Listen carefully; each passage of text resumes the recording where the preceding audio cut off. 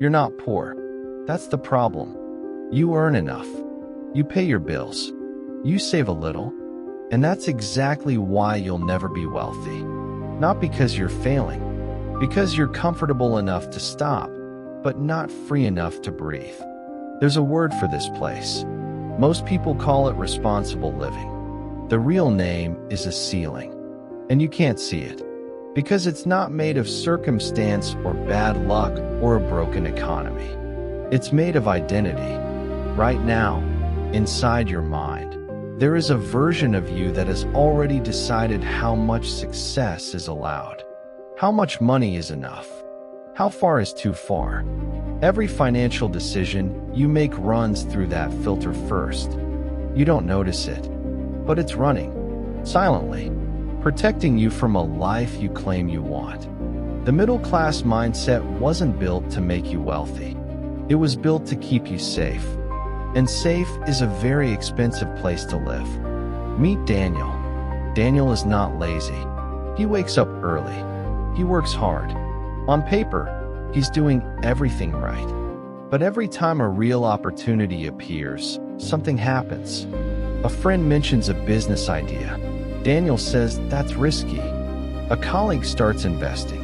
Daniel says, I'll wait. Someone quits their job to build something. Daniel watches, half inspired, half relieved it wasn't him. He calls this being smart. But here's what's actually happening. Every time opportunity knocks, Daniel's brain doesn't calculate profit and loss. It calculates belonging. It asks one silent question before anything else. What will people think? His family, his friends, the ones who taught him that a stable job is success. That wanting more is greedy. That risk takers are either lucky or reckless. Daniel absorbed it all, quietly, completely. And now, without realizing it, he makes every financial decision trying to stay acceptable to people who are just as stuck as he is. Have you ever noticed this in your own life? That moment when opportunity felt less like a chance and more like a threat? Here's what's really happening. The middle-class mindset is not a financial condition. It's a social one. It was never built around money.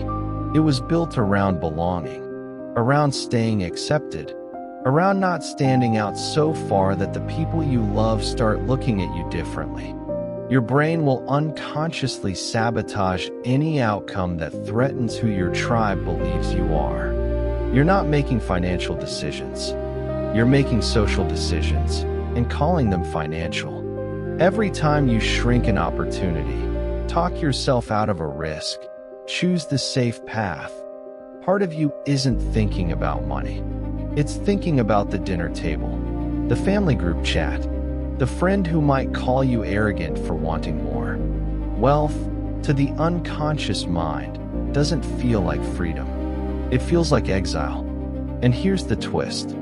The enemy was never your income, never inflation, never your salary. The enemy was the version of you that learned, early and deeply, that staying average was how you kept people close. So your mind made a quiet deal. Stay recognizable, stay relatable, stay safe. And you've been honoring that deal ever since, without choosing it. Here's the truth most people aren't ready to hear. You don't have a money problem. You have a loyalty problem. You are loyal, unconsciously, completely loyal, to a version of yourself built by people who never escaped either. Every time you get close to something bigger, that loyalty pulls you back, disguised as logic, disguised as caution, disguised as being realistic. That's how identity traps work. They don't feel like traps. They feel like home. Most people will choose that feeling for the rest of their lives. They will call it responsibility, humility. They will wonder quietly, always quietly, why it never happened for them. But some people will reach a different conclusion. that the life they want requires becoming someone their old circle doesn't fully recognize, that outgrowing an identity that kept you safe, but now keeps you small, is not betrayal. It's the work. Wealth doesn't begin with a strategy. It begins with a decision. To stop being who you were taught to be, and start becoming who you were always capable of being. Because the real prison was never your paycheck. It was the identity you built inside it.